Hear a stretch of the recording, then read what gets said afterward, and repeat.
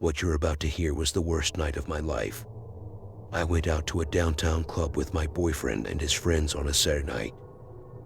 My boyfriend and I hadn't been getting along for a while, and at some point in the club we had an argument. I didn't want to be there anymore, so I went outside and called an Uber to pick me up. It was raining that night, so I waited under the awning of the building nearby to the club. A white car pulled up in front of me and stopped. I walked over and the woman driving rolled down the window. She said Uber and I said yeah and then her name. She said yes, so I got in the back seat. I asked how are you and I'm pretty sure she didn't answer. When I didn't hear a response to my question, I shot a glance up for my phone for a second. The woman had both hands firmly planted on the steering wheel. She was driving in a very stiff upright position. She also had very curly hair and a somewhat darker skin complexion. She was driving down the street I usually took to get home. Only she was going the opposite way. I didn't want to speak up and correct her just yet, because maybe she was taking a different route. The further we went away from my house, though, the more concerned and frustrated I got. Finally, I spoke up and told her she was going the wrong way. She said in a horrible thick accent something about how she was going to the highway instead. I knew for a fact the highway wasn't the quicker route though. Then my phone vibrated, and I looked down to see the notification from Uber. It said on my screen, "Meet Uber driver now." I opened up the app and it said my Uber had just arrived at the point I was originally standing at.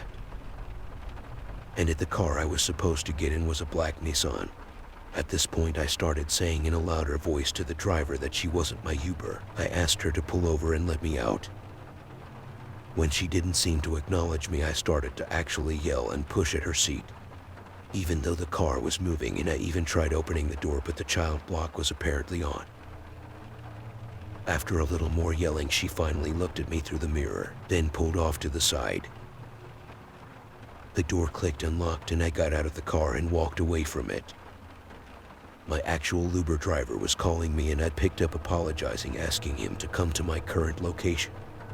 He said he'd be right over. 5 minutes later, the car pulled up. When I got in the car, I explained everything to him. He stopped the car, looked at me and told me I just escaped a sex trafficking trap.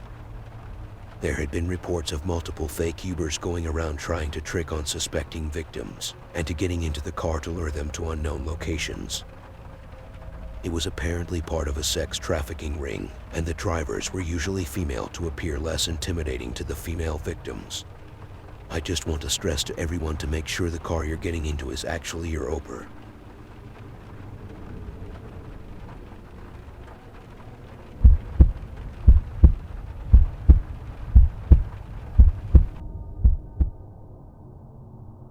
One night when I was decently drunk after leaving a bar, I started messaging people on Tinder.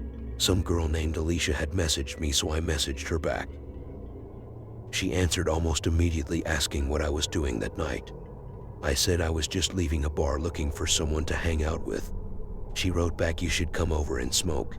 I said, "Yes, I'm your address." She sent back her address promptly. It seemed like the quickest, easiest, most ideal Tinder match a guy could ask for on a Saturday night. I called for an Uber to drop me off at that address. The driver pulled up in his Honda and I got in the front seat. Usually I would get in the back seat, but I was decently drunk and feeling extra social. The driver seemed cool. I was honest with him about where I was going, telling him I was about to meet a girl from Tinder. He laughed and said, and I started going on about his stories meeting girls as an Uber driver and such. On the way there, I asked Alicia for her number and she gave it to me. I started texting her and she gave normal answers. When we got to the house, the driver said the house seemed familiar to him.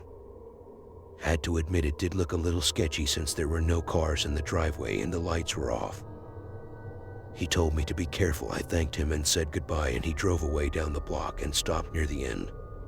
I'm guessing setting up his next ride. I walked up to the house and tried to ring the bell, but I didn't hear a bell from the inside, so I knocked on the door.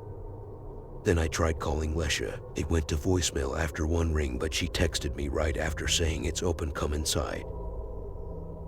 Then there was a knock at the window, which almost gave me a heart attack. I looked at the window, and even though there were no lights on inside, I saw the blind was slightly lifted. Someone was waving their hand on the other side of the window. Before I tried the door, a number not saved on my phone started calling me. I assumed it was Alicia, so I picked up.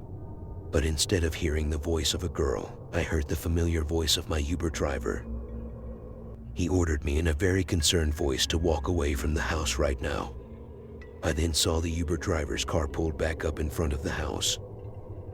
He told me to get back in the car. I hung up the phone and listened to him. As soon as I got in the car, he drove away from the house and told me that the house was vacant.